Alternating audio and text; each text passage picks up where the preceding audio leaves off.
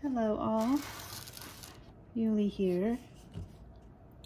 It's a little bit of a different take on our Wednesday Wisdom Share, where I am going to invite you in on my art process and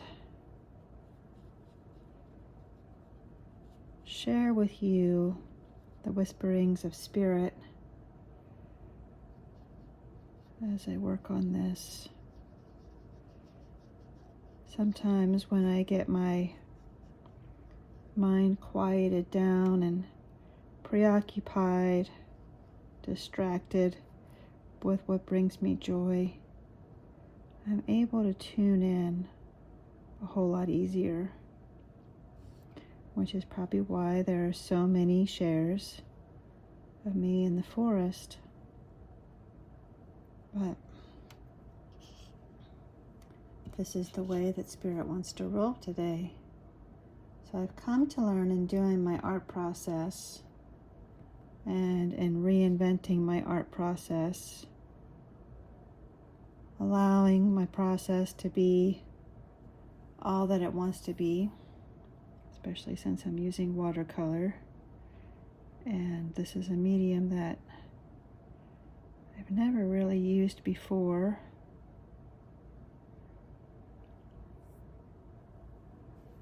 It's definitely an uncontrollable medium, but in doing this, my mind cannot think of too many things all at once. It sort of forces me to be present in the moment and aware, working with this unpredictable medium that wants to go where it wants to go and wants to be what it wants to be.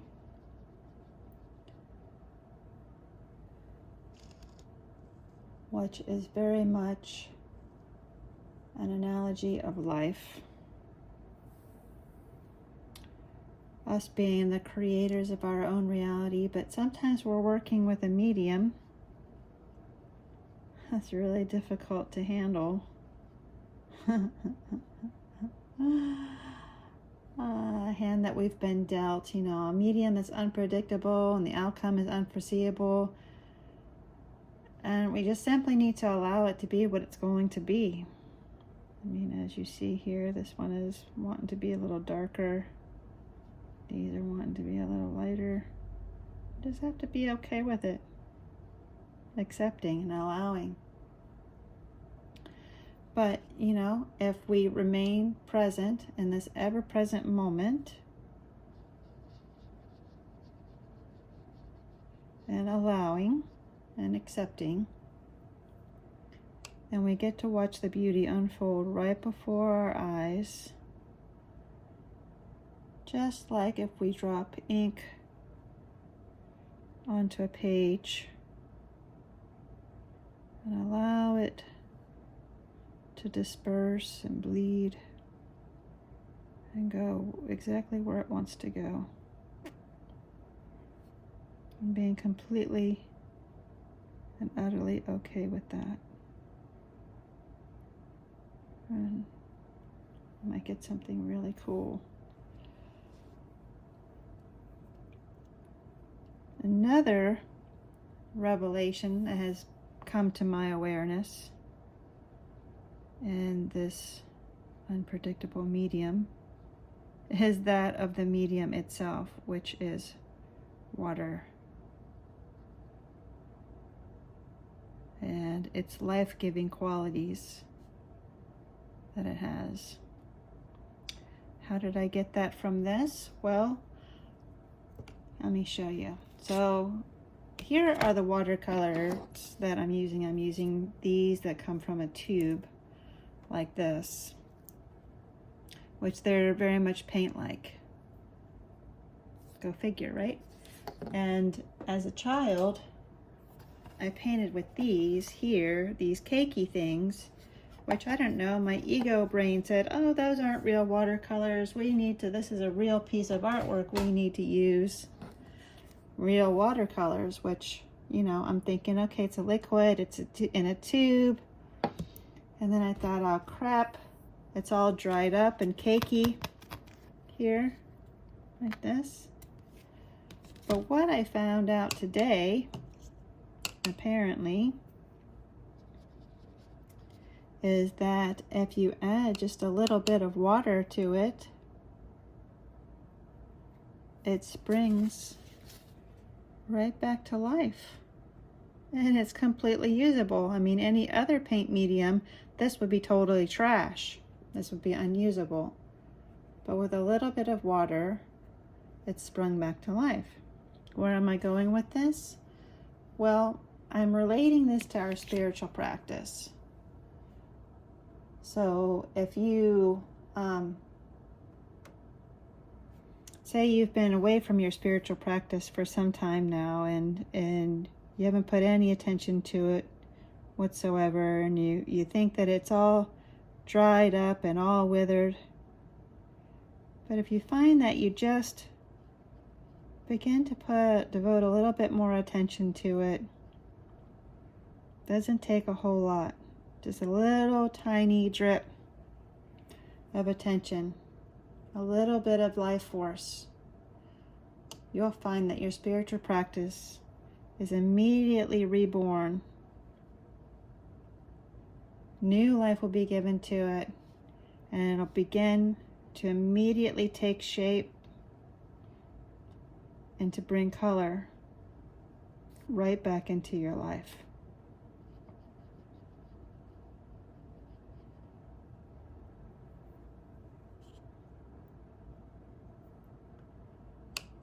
So these are the things that come up for me when I get quiet and focus my attentions on these things that bring me joy. Besides all of the things that want to creep in, clutter up my mind, bring me anxiety, such as self-doubt, limitations. I find that if I focus on a practice, doing something that brings me joy, that is fulfilling,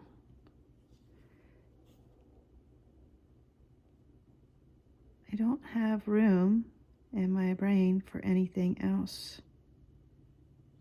It's like the joyful thing takes over and multiplies and does not allow me the ability to think of all those stressful things. Because when we do what brings us joy, that is very close to our natural essence, the way that we are made to be, our true selves. And truth is always the victor.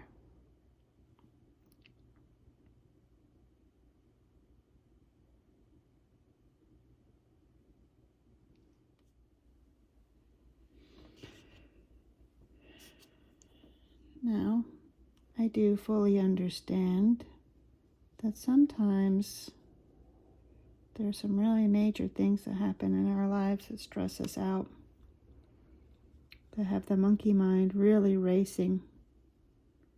And you may be saying, well, but Yuli, that might not be the time for me to paint a picture or read a book. I totally get that. But actually, if you could just, take a little bit of time, a moment, 5 minutes or so,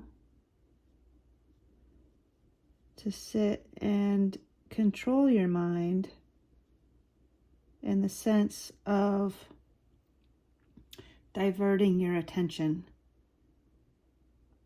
just for a few minutes, even if you have to set your watch or your phone timer to say like 5 minutes, And you say, okay, I'm getting really freaked out right now about some things that are happening in my life, or I feel like I have no direction in my life, and my brain is really in overdrive. If you can bring yourself to that awareness, you're ahead of the game, for one. And for two, you then can bring your awareness to, okay, the breath first. Bring your awareness then to your heartbeat. Take some nice, long, deep breaths. There's a reason why people say to do that, because it brings your heart rate down, helps your body to regulate, because when you're in that anxious monkey mind state, your body feels as though it's a bit under attack. And it's time to get calm and kind of be your own savior in that moment of, okay, it's time to center, it's time to regroup. If you can get to what brings you joy, that is really the best thing. But again, I understand that there are not always those moments available to us. But if you could find a space where you can quiet your mind, even if you just have to go sit in your car, and maybe it's quiet there, or the bathroom, or wherever you find, take some nice, long, deep breaths. Whatever you do, try to keep your mind from continually going back to that place, revisiting it in your brain. You know, it's very much like if we have a sore in our mouth, our tongue wants to keep investigating and seeing, does this still hurt? Well, you know, again, your attention is still there in that moment rather than in this moment. And in this moment, all is well. Tell yourself, all is well. I am safe. I am loved. Take some nice deep breaths. Think about what brings you joy. Even if you can't do what brings you joy, think about what does. And don't think of anything attached to it, because, you know, memories like to attach things and emotions that could sour the moment. Right now, you're simply focused on what brings you joy, for the whole purpose of keeping your mind occupied. It's like an unruly baby. You know, the baby wants what it wants, and it wants it now, and it's having a temper tantrum. Well, if you divert the baby's attention to something else, the baby becomes happy, and the baby becomes quiet and preoccupied. So little bursts of preoccupying your mind with something that brings you happiness. Whatever you think about for, say, 16 seconds positively begins a shift in your frequency. If you can think about it for 68 seconds, 68 seconds, people.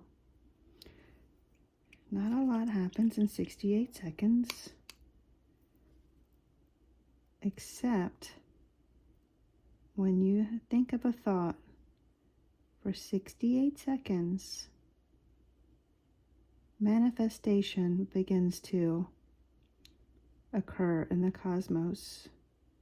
The universe then understands and says, Yuli wants more of this. This is what she wants.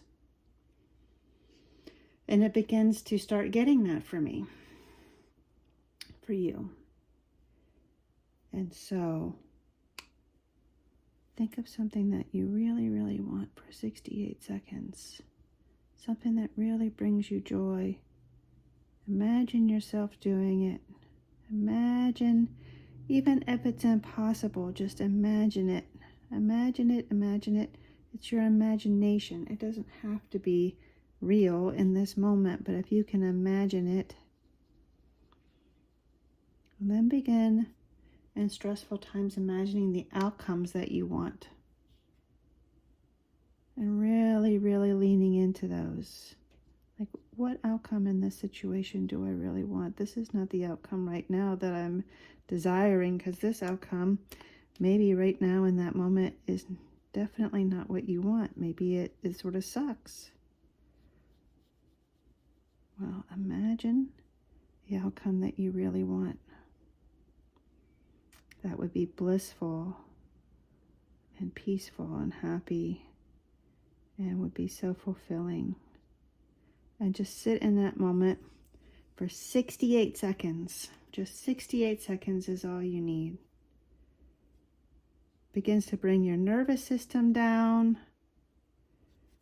And you just might find a solution to the situation. Understanding that there are no problems, only situations with a solution. If you find that there is no solution in that moment, then it's for you to decide, do you release it, allow it to become what it wants to become, or do you form an attachment to it, still trying to force an outcome, to force a solution to something that has none.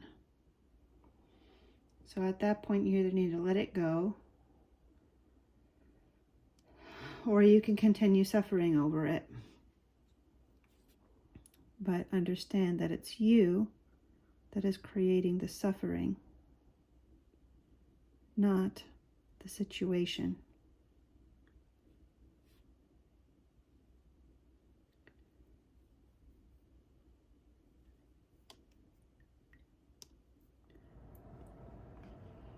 So, if we get back to the art process, say for instance,